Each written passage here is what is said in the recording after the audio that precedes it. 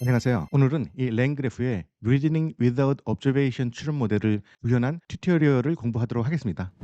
AI 어플리케이션 개발은 그 이름에서 알 수 있듯이 기존 어플리케이션 개발에 AI 관련 기술이 추가가 되는 겁니다. 기존 어플리케이션 개발은 프로그래밍 언어를 사용해서 개발을 하는 거죠. 그리고 AI 관련 부분은 인간이 사용하는 언어를 사용해서 개발을 하는 겁니다. You are basically doing programming, but using natural language. AI는 인간 언어의 맥락을 이해할 수 있도록 만든 툴이기 때문이죠. 이 둘은 분명 다른 능력이 요구가 될 것입니다. 앞으로 AI 어플리케이션을 개발할 때는 프로그래밍 언어에 능한 사람과 인간의 언어로 AI와 잘 소통하는 능력을 가진 사람 둘이 필요할지도 모르겠습니다. 한 사람이 이 두 능력을 다 가지고 있다면 더 강력한 경쟁력을 갖출 수 있겠죠. 프로그래밍 언어에 익숙하지 않은 분들도 AI와 잘 소통하는 방법을 연구하는 이 추론 방법론을 공부하고 이것을 소스 코드에서 어떻게 활용되는지 알아두시면 분명히 도움이 될 것입니다. 그리고 일상생활에서 AI를 사용하실 때에도 도움이 되실 테고요. 이제 AI 어플리케이션 시대가 오면 취업이나 비즈니스 운영하시는 데에도 도움이 되실 겁니다. 저의 이 강좌가 모든 분들에게 도움이 되길 바랍니다. 그럼 이 튜토리얼 분석을 시작하도록 하겠습니다.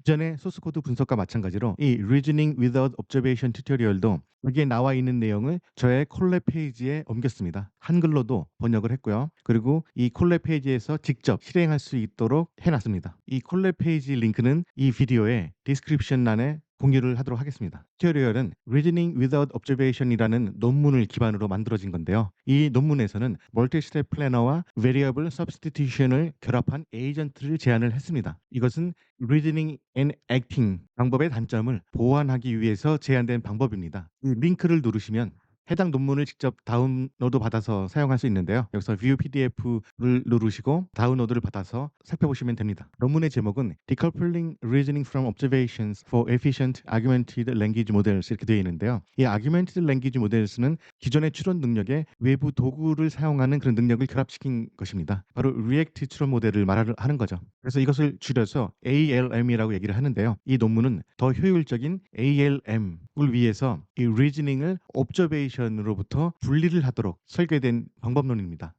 이 논문의 연구 배경은 기존의 리액트 형식의 ALM 방식은 토큰 사용량의 증가라는 문제점이 있다고 했죠. 중간 도구 호출 과정에서 불필요한 토큰 사용이 많았습니다. 그로 인해서 연산량이 증가했고요. 매 단계마다 LLM이 멈추고 도구 호출 결과를 반영하여 다시 추론해야 되는 그런 과정들을 거치죠. 이것이 비효율적인 구조라고 생각을 했던 것입니다. 바로 외부 도구가 실패하면 전체 추론 과정이 중단될 수 있기 때문이죠. 그래서 대안으로 제시한 이 리우 모델은 추론 과정과 관찰 과정을 분리하는 새로운 방법을 제안한 겁니다. 이 리즈닝과 옵저베이션을 분리함으로써 기존의 방식은 LLM이 매 단계마다 이 부분이 중요합니다. 단계별로 외부 도구를 호출하면서 진행을 했죠. TAO 패턴이라고 하는데요. T는 thought, A는 action, O는 observation을 말합니다. 즉 처음에 추론을 하고 그 추론을 근거로 외부 도구를 사용해서 어떤 정보를 가지고 오고 그 가져온 정보를 observation, 관찰을 하는 그런 순서로 진행이 되는 거죠. 만약에 교주가 오늘 외부 활동을 하려고 하는데 무엇을 하면 좋을까라는 질문을 했다면 처음에 날씨 정보를 알아봐야 되겠죠. 그러면 날씨 관련 API를 호출해서 그 날씨 정보를 가지고 옵니다. Thought, Action, Observation이 이루어졌죠. 그 다음에 그 정보를 가지고 다시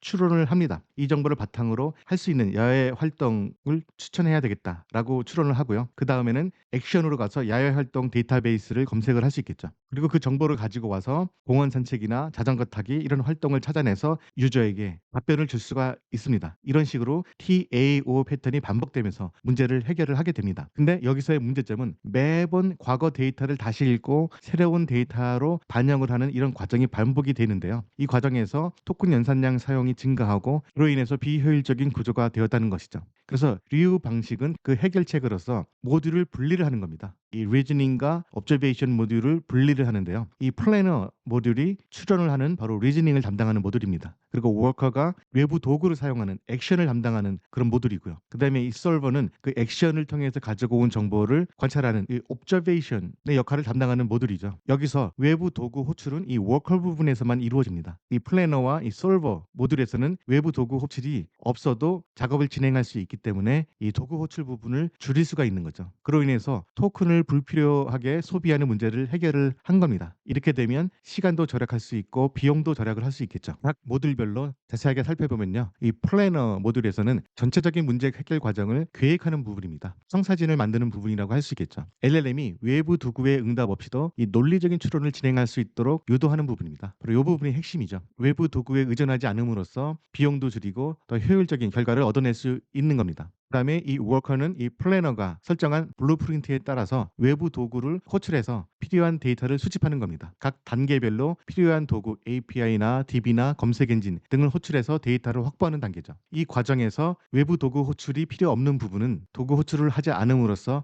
효율성을 증가시킨다는 그런 개념입니다. 그다음에 이 솔버 모듈에서는 이 워커가 수집한 정보를 조합해서 최종 답변을 생성하는 겁니다. 그래서 이 Reasoning Without Observation의 장점은 토큰 사용량을 절감시킬 수 있고요. 그리고 정확도도 향상이 되었다고 합니다. LLM이 외부 도구 결과를 기다리지 않고 일관된 추론 과정을 유지할 수 있어서 그 오류를 줄이고 정확도를 높이게 되는 결과까지 얻었습니다. 그리고 도구 장애에 대한 내성이 증가했고요. 즉 기존의 리액트 방식에서는 특정 도구가 실패하면 전체 프로세스가 중단될 가능성이 높았는데요. 이 리우 방식은 미리 계획을 세우고 진행하기 때문에 일부 도구가 실패해도 논리적으로 진행이 가능하다고 합니다. 이렇게 성능을 향상시킴으로 해서 얻을 수 있었던 장점으로는 소규모 모델로 LLM의 기능이 대체할 수 있었다는 거죠. 이 라마 7 빌리언 모델을 사용해서도 GPT 3.5, 175 빌리언 모델과 거의 유사한 수준의 성능을 달성할 수 있었다라는 것이고요. 이는 기존의 LLM보다 훨씬 작은 모델로도 동일한 기능을 수행할 수 있었음을 증명을 한 그런 방법론이라고 합니다.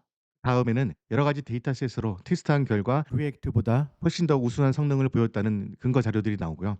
방법론의 한계로는 환경 정보를 사전에 모를 경우에 이 리우의 계획 수립이 어려울 수 있다는 겁니다. 그리고 각 단계별 플래너의 정확도가 최종 성능에 영향을 미친다는 것이고요. 이것을 쉽게 예를 들어서 설명을 하면요. 어떤 미지의 방에서 물건을 찾는 그런 미션을 한번 생각해 볼 수가 있습니다. 기존의 ALM 방식인 TAO 방식을 보면요. 일단 방을 둘러보고 그 일을 실행을 하고 방에는 책상, 의자, 뭐 책장, 침대 이런 것이 있다는 옵저베이션 작업을 하고요. 그 다음에 그것을 근거로 추론을 하죠. 책상 서랍을 열어봐야 되겠다라는 추론을 하고 책상 서랍을 여는 액션을 취하고 서랍 안에 열쇠가 있다는 옵저베이션 결과가 나오는 거죠. 그리고 그것을 근거로 열쇠로 책장을 열어야겠다. 그리고 책장을 여는 액션이 나오고요. 그 다음에 책장 안에는 목표물인 금고가 있다. 이런 과정을 통해서 문제를 해결을 할 수가 있죠. 미션의 요구사항은 금고가 어디에 있느냐였던 것 같습니다. 근데 이것을 리우 방식으로 하게 되면요. 외부 도구 사용하는 부분 없이 계획을 세우죠. 이렇게 계획을 세울 수가 있습니다. 방을 둘러본다, 가구들을 확인한다, 서랍을 연다, 책장을 연다, 금고를 찾는다. 뭐 이런 식으로 계획을 세우고 그 다음에 워커가 각 단계를 실행을 하겠죠. 근데 이 계획대로 했지만 금고를 찾을 수 없는 경우가 생길 수 있습니다. 바로 플래너가 사전 정보가 부족한 상태에서 계획을 세웠기 때문이죠. 그로 인해서 비효율적이거나 부적절한 계획으로 이어질 수가 있습니다.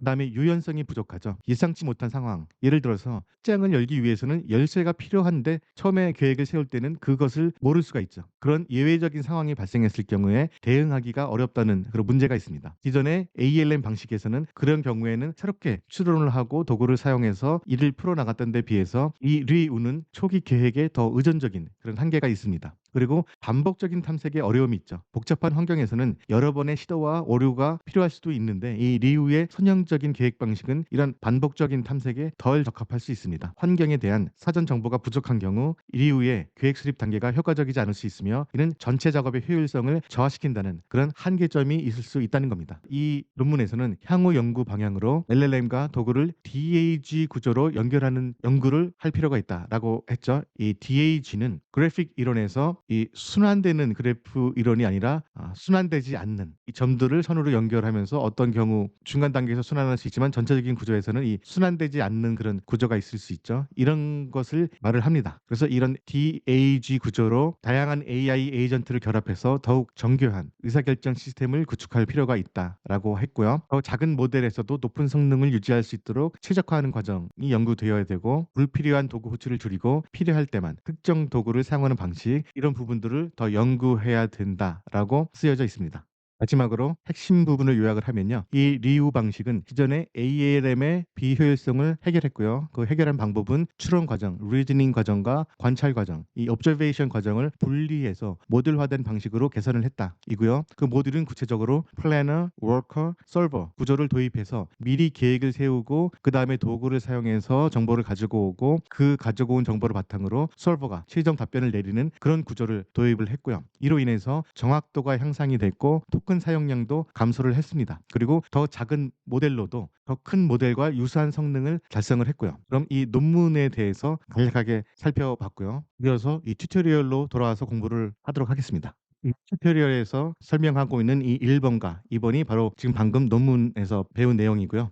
그다음에 이 과정이 어떻게 진행되는지 그래프를 통해서 살펴보겠습니다. 처음에 유저가 어떤 요청을 하면 그 요청에 기반해서 이 플래너가 플랜을 세우게 되죠. 그 플랜은 구체적으로 이런 식으로 태스크 리스트로 나오게 됩니다. 이때 도구를 사용할 필요성이 있으면 샵 E1, 샵 E2 이런 식으로 변수로서 처리를 합니다. 예를 들어서 이 질문에 대해서 답을 얻으려면 처음에는 LLM을 사용한다. 이고 그 다음 태스크를 진행할 때는 서치를 사용한다. 이런 식으로 도구를 사용할 계획을 세우고요. 실제로 도구를 사용하지는 않습니다. 그리고 그 결과가 다음 단계에서 사용이 되어야 될 경우에는 그것을 변수로서 처리를 해서 이전 단계에서 도구로부터 얻은 그 observation 결과를 사용한다라는 식으로 계획을 세우게 됩니다. 그리고 나서 워커 모델로 돌아가서요. 이 태스크들을 계속 실행을 합니다. 도구 사용이 필요하다고 하면 그때 도구를 사용을 하고요. 그리고 이 태스크 리절트들을 받아서 이 solver 모듈에서 최종 답변을 만들고 이것을 유저에게 답변을 하는 이런 구조로 진행이 됩니다.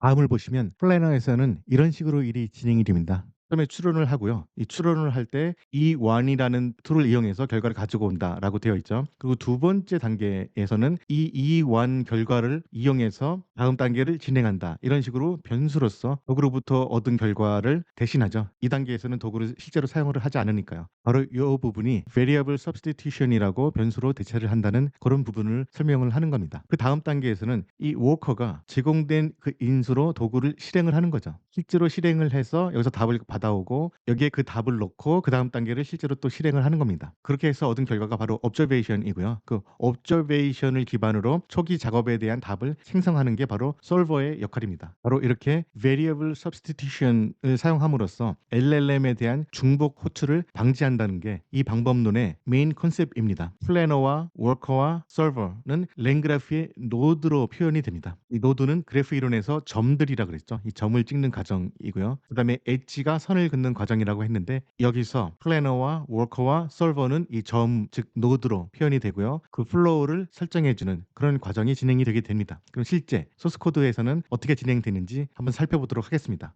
처음에 이 소스 코드에서 사용될 필요한 모듈들을 설치를 합니다. 그리고 이 튜토리얼에서는 오픈 AI의 챗GPT와 그리고 검색 엔진으로서 태블릿 서치 툴을 사용을 할 것이기 때문에 그 도구들을 사용할 수 있도록 하기 위해서 API 키를 세팅을 합니다. 그러면 이제 본격적으로 이 리우 방법론을 구현한 랭그래프의 소스 코드를 실행할 준비가 되어 있는 건데요. 처음에는 그래프 스테이트를 정의하는 것서부터 시작이 됩니다.